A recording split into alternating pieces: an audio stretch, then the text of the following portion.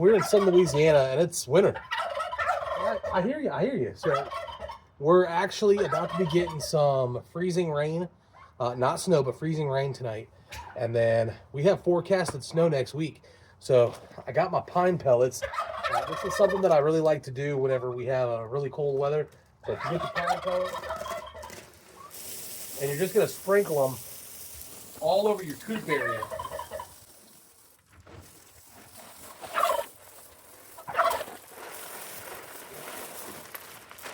Now, what the pine pellets are going to do, this is what the pine pellets look like when you get them from the bag. They're pellets.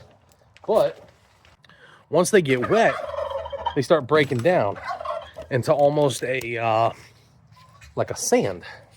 So this is what it looks like after it breaks down. So what's really cool about the pine pellets is the pine pellets are going to do a couple things. They absorb moisture, and then they dry out. And they also absorb odor. So in the wintertime, you always want to make sure that you have dry bedding.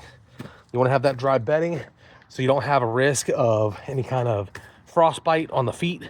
You also don't want ammonia to be growing, because one thing I'm going to have to do is I'm going to have to tarp this on the freezing days.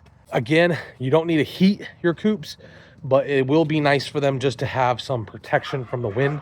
So I'll be putting a tarp over to protect them from the wind. And the problem is when you start sealing up a coop, even ventilation, you get ammonia that grows.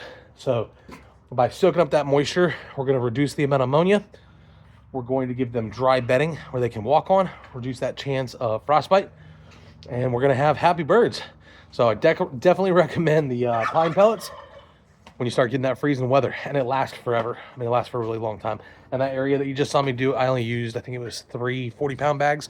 So I could probably do one more, but it's about 18 bucks.